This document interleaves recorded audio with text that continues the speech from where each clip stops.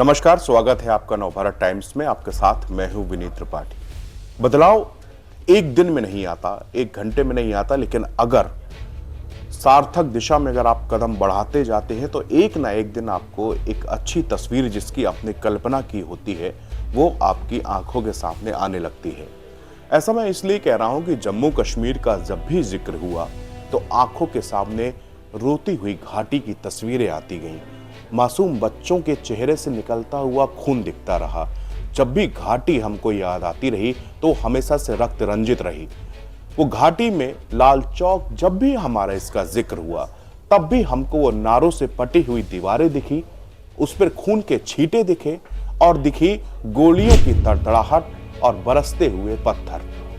ये पहचान बन चुके थे अपने जम्मू और कश्मीर की, वही कश्मीर जो किसी भारत माता के मुकुट पे विराजमान है, वो कश्मीर जिसको लेकर आज हम आप सब एक सुखद अनुभव महसूस कर सकते हैं। हो सकता हो कि अभी ये बदलाव अधूरा हो सकता है कि अभी इसको बदलने में और भी वक्त लगे, लेकिन आज जो तस्वीर जम्मू कश्मीर से सामने आ रही है उसको देखकर आप कह सकते हैं कि बदलाव जरूर हुआ है। धारा 370 हटने के बाद प्रधानमंत्री नरेंद्र मोदी आज जम्मू कश्मीर के दौरे पर हैं। वो यहां पर 5000 करोड़ से भी ज्यादा विकास परियोजनाओं का उद्घाटन करेंगे, उसकी नींव डालेंगे।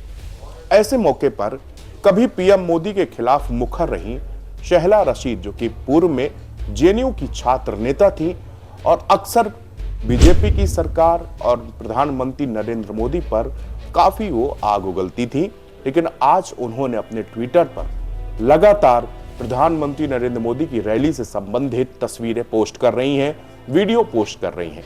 ऐसा पहली बार नहीं हुआ है। तकरीबन 1 साल का समय हो गया जब उन्होंने कश्मीर को बताया था कि अब कश्मीर बदलता जा रहा है। वो कश्मीर के दौरा करने के बाद उन्होंने एक्स पर इसको पूरी लिखा था कि जिस तरह से हमने देखा कि कभी घाटी में अमन चैन दूर दूर तक नहीं दिखता था, लेकिन आज पटरी पे जिंदगी लौटने लगी है। हमारा पड़ोसी मुल्क पाकिस्तान है जो अपनी नापाक हरकतों से कभी बाज नहीं आया। किसी ना किसी बहाने उसने अपने देश की राजनीति चमकाने के लिए हमेशा जम्मू कश्मीर को भड़काने की कोशिश की। हमेशा यहां के युवाओं को बरगलाया गया। बुरहान वानी जैसे युवक इसीलिए इस तरह से आतंकियों का साथ देने लगे, आतंकी हो गए। उसके बाद से उनका अंजाम क्या हुआ ये पूरे देश ने देखा। भारतीय सेना ने भी सख्ती से, प्यार से, मोहब्बत के साथ जिस भी तरह से लोग माने उसी तरह से कश्मीर के लोगों को मनाया गया। आज जो तस्वीरें लाल चौक की आ रही हैं, यकीन मानिए दिल्ली का कनॉट प्लेस अगर आपने देखा है तो वो भी उसके सामने फीका महसूस हो रहा है। चमक दमक से लबरेज, लोग आजादी से घूम रहे हैं, फिर रहे हैं, दुकानें खुली हुई हैं। हम ये बिल्कुल यहां पर नहीं कहेंगे कि कश्मीर में सब कुछ नॉर्मल हो गया, लेकिन कुछ हद तक नॉर्मल जरूर हुआ है। ऐसा मैं नहीं कह रहा, मेरे तमाम साथी भी जो कि कश्मीर से वास्ता रखते हैं, कश्मीर की पत्रकारिता में काफी समय से काम कर रहे हैं, उनसे भी जब फोन में कभी बात होती है तो वो कहते हैं कि बदलाव की बयार जरूर दिख रही है। यहाँ का युवा अब प्रोग्रेसिव सोच के साथ आगे बढ़ रहा है। वो मिलिट्री फोर्सेस में अप्लाई कर रहा है, जम्मू कश्मीर सुरक्षा बलों में जो नियुक्ति हो रही है उसमें वो पार्टिसिपेट कर रहा है।